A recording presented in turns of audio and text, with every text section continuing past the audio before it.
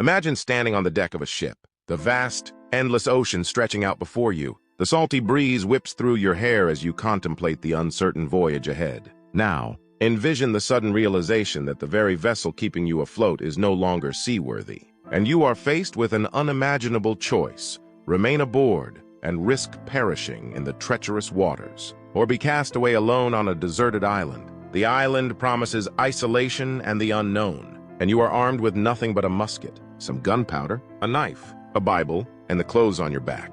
This is the harrowing decision faced by Scottman Alexander Selkirk, a Scottish sailor whose remarkable tale of survival and resilience would later inspire one of the greatest adventure novels ever written. Scottman Alexander Selkirk was born in 1676 in the coastal village of Lower Largo, Scotland. He was the seventh son of a shoemaker and tanner named John Selkirk and his wife, Euphan Mackey. Growing up near the sea, young Alexander developed an early fascination with maritime life. His restless spirit and yearning for adventure led him to leave home at the age of 19. He embarked on various sea voyages, gaining experience and honing his skills as a sailor.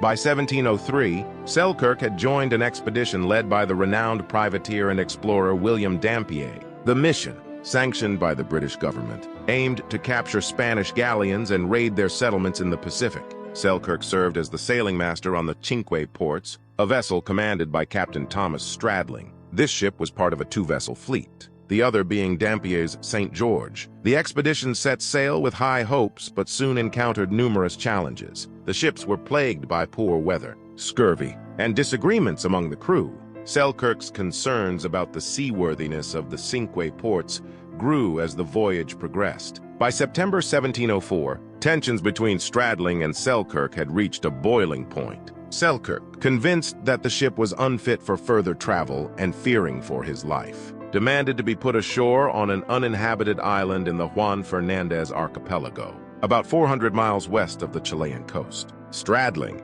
tired of Selkirk's insubordination, obliged.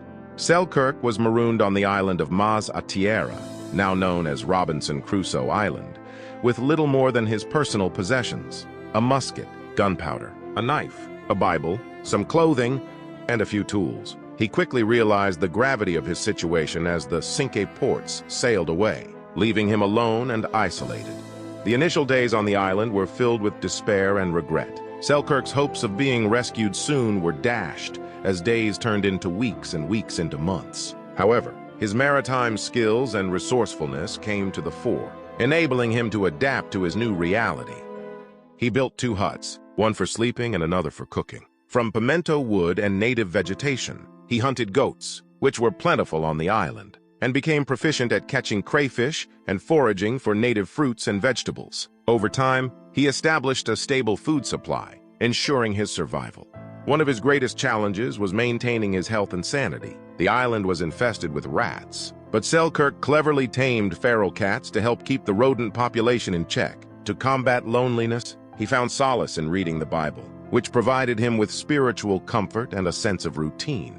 Selkirk's physical condition improved significantly during his time on the island. His diet, consisting of fresh meat, fish, and fruits, along with regular physical activity, kept him in excellent health. He became adept at hunting, running, and climbing, often chasing down goats for meat.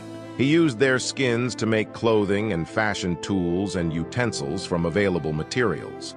Isolation posed a significant psychological challenge for Selkirk. The absence of human contact was a stark contrast to his previous life as a sailor, where camaraderie and teamwork were essential. To cope with the solitude, he developed routines and rituals that helped him maintain a sense of normalcy. He kept track of time by marking days on a tree and created a calendar to observe Sundays and religious holidays. This practice provided structure to his days and reinforced his connection to the world he had left behind. His deepening religious faith also played a crucial role in his psychological survival. The Bible became his most cherished possession, and he spent hours each day reading, praying, and reflecting on its teachings.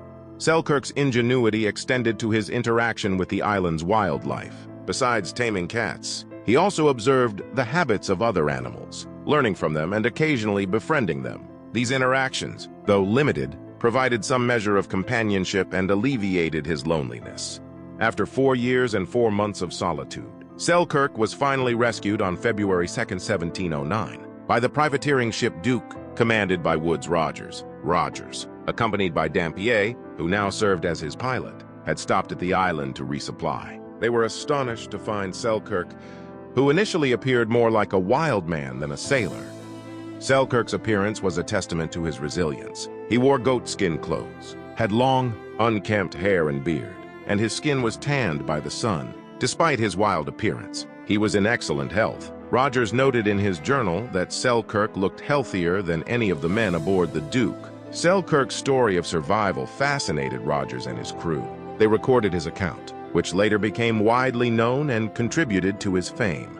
Selkirk joined the crew of the Duke and participated in several more privateering expeditions before eventually returning to England in 1711. His remarkable tale of survival spread quickly, and he briefly enjoyed fame as the real-life Robinson Crusoe. However, the transition back to civilization was challenging for Selkirk. The years of isolation had left a profound mark on him, and he found it difficult to adjust to the hustle and bustle of city life.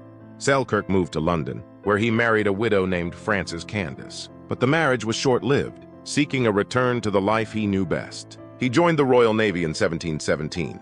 He served aboard HMS Weymouth during a mission to West Africa, where he contracted yellow fever after recovering. He returned to Scotland and lived out his final years in relative obscurity.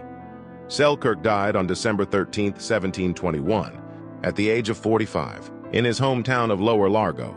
He was buried in the churchyard of Largo Parish Church, where a plaque commemorates his extraordinary life. Selkirk's story is widely believed to have inspired Daniel Defoe's novel Robinson Crusoe, published in 1719. While Defoe's fictional account took liberties with the details, the essence of Selkirk's survival and resilience shines through. The novel became one of the most famous adventure stories in literature and solidified Selkirk's place in history. In 1966, Massa Tierra was officially renamed Robinson Crusoe Island in honor of Selkirk's remarkable tale and its literary connection. A statue of Selkirk stands in Lower Largo, commemorating his incredible journey and the lasting impact of his story.